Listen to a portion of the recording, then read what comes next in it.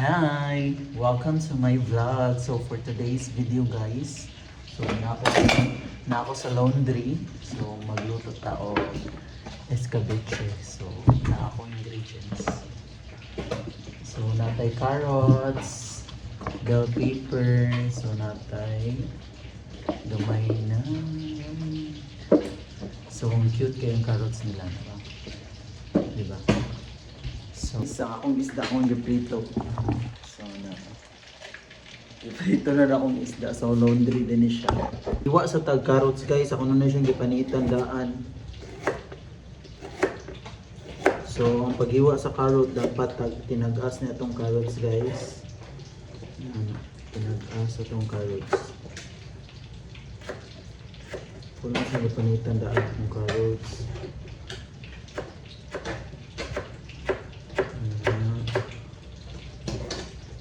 Kailangan mo na nakapadaglamig sa escabeche. Di matawag escabeche kung walay carrots.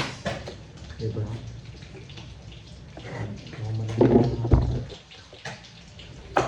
So mga cute man akong mga carrots.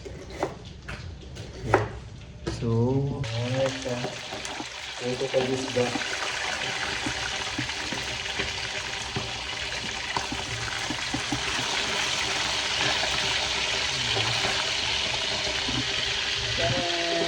So, gamay na lang kayo guys. Ayan siya guys, ako na nahiwa ang mga carrots.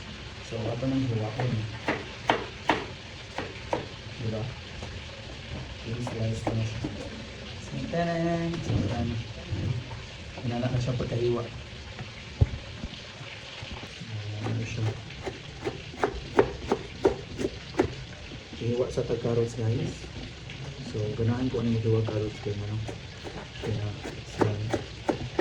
mo siya nakadaglan sa escabeche. Diba? So, ang kanya kong carrots kay fresh dun siya. Fresh from the farm. Chai. Fresh from the market ano siya. So, diri sa Taiwan kay barato rin yung carrots nila dali. So, ang nilang carrots dali kini siya akong diriwa na carrots. 8 kabok pieces na small size lang po siya. Hindi ko rapod ba? So, na-hold siya of 40 NT. 40 NT. So, equivalent 1.8. So, barato rin siya. Carrots na deri. Ang presko pa yung kayo may bawa na mo ikahiwa kayo. Lagotok pa kayo sa tanan ba? Lagotok pa kayo sa tanan. Ikahiwa. Diba? So, kasunod ano yung bell pepper. So, kung gusto nyo kayo special na ceviche, hindi mo na siyang butangan o pineapple, man kini siya kay kung na siya kuan pang pobrera man siya kanang basic ra jud siya na pang ceviche. Basic ta. So ato ko na siya ibali ang atong isda din natin. Pero dili na siya matapod. Nag-brown na siya kay daghan-daghan naman ang atong kuan. Daghan-daghan ito na prito.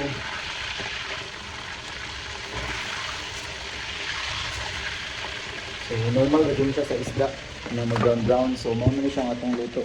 So dapat na siya i-crispy dyan na mo pagkaluto kay para kabingkom lang. Guys, nag-iisang bell pepper. So nag-iisang bell pepper at yung hiwaon. So ano siya? Nag-iisang bell pepper.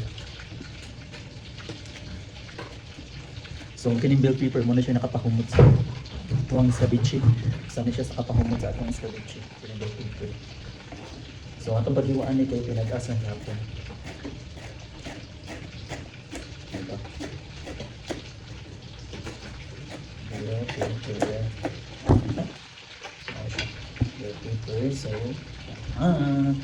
So ano na siya guys. Kung ganahan ko na akong galit na ipanit-panit gamay. So, ginalaran ako siya. Pero ako rin siyang gibrasan. So, nakoy gamay sibuyas. So, may lain. Nakalimot man ko. So, carry bells ra na siya. Pero kung namoy daghan din lamas, dagko. Dagko siya na lamas. Ang finish akong lamas eh, fresh from the farm. Nang gihapon. So, gamay ra kaya itong sibuyas na rin kapita. So, may lain. Nawagtang naman din sa libutangan eh.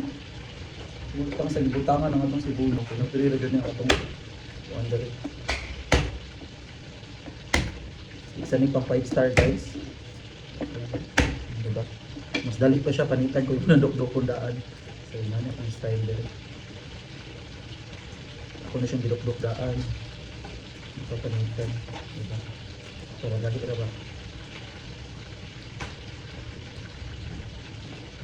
Dali ka mag-good siya. Muna siya usas makapahumot po. Diba? Malamang siya. So, tanay! Diba? So, ano rin ako. Chop rin ako siya. Chop. So, muna siya. Gagmay na siya. Okay na na. So, itong sibuyas. Ako na sabot ako. Kapit kong gamay.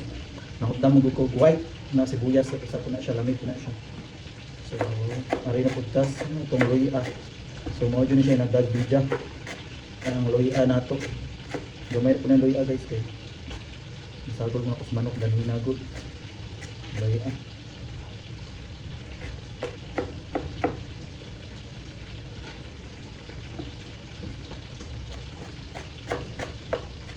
Sa manok ang loya. Nani ba mo magtiwa sa inyo ha? Kung magdali ka ba? Kung sige di kayo siya tantong hanit. So kailangan nyo siya para sa gan. Diba? So kana iwa ka diri dapita. Diyan may rakod. Diba?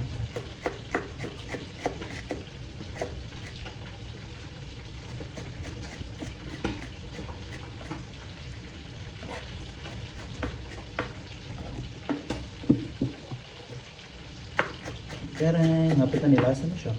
So manata dari sa hiwa dapit. Maganahan ako usually basta sa Cavite City pinatag-as man jud siya. Di ba? After ng tamaon mo ginagmay. Mo na siya. Representing. So wa man koy chili, wa man koy sili diri. So magamit ko og chili flakes. Magamit po ko og toyo. Ug suka na. So ang akong tuyo, tanay. Suka. So not sponsored. Gamit ko og Magic. Diba? Last batch of pinirito. So hapit na tamang man. So guys, muna siya guys. Kumain yung bawang. Yung pinapirituhan ng isda, yun na rin yung gawin natin kuwan. Kasi konti lang yung mantika eh. Diba? Tapos yung luya.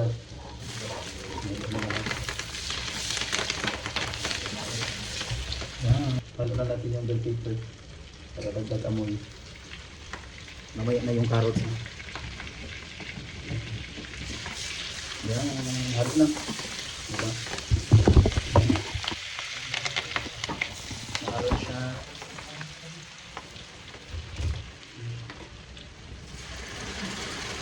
So, tansya-tansya lang to.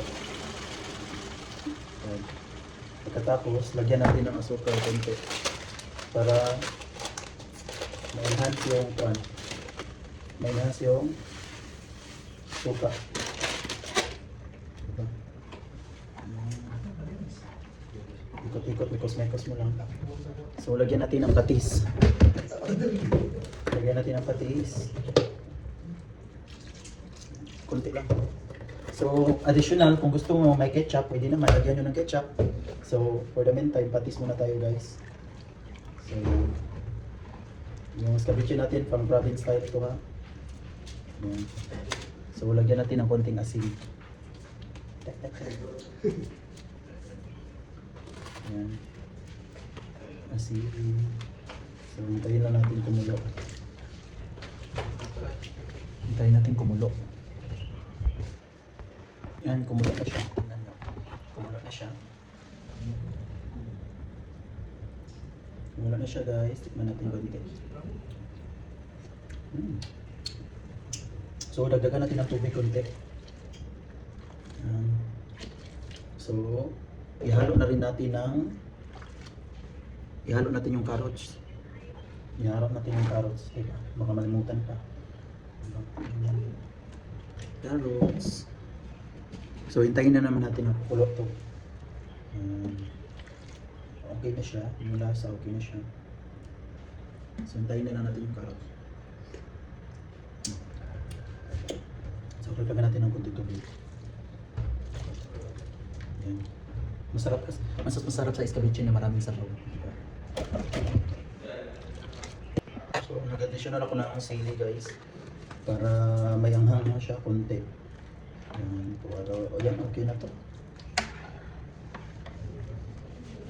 Konting kulo na lang.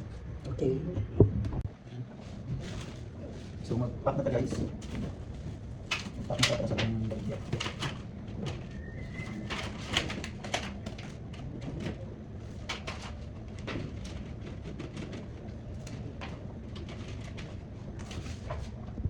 Maganda na sauce. Sauce. Sauce.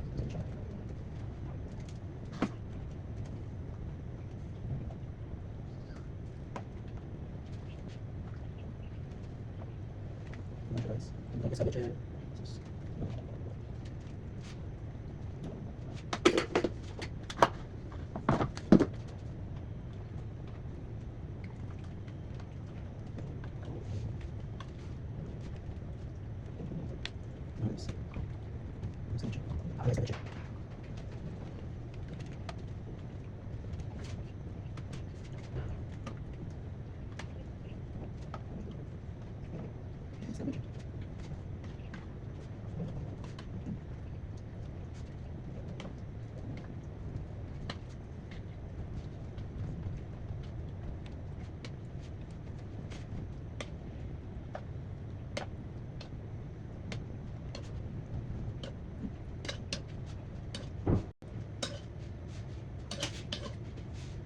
So, I'm done.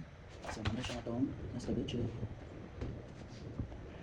So, thank you for your watching. Bye-bye.